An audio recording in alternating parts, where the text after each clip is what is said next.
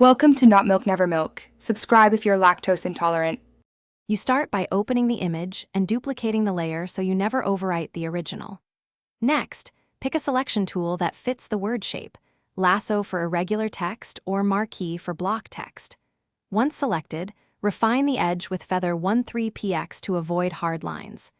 Make sure to zoom into 100% while selecting, because accuracy here saves time later. You do this now because a clean selection makes the removal and fill steps much easier and more natural.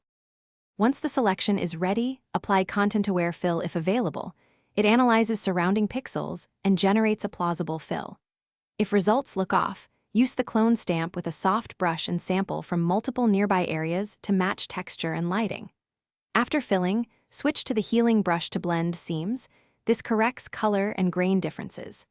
Make sure to work with opacity 70-100% and vary brush size to follow textures. That prevents repeating patterns and keeps things natural. Finish by inspecting the patch at different zoom levels and viewing the whole image to spot mismatches.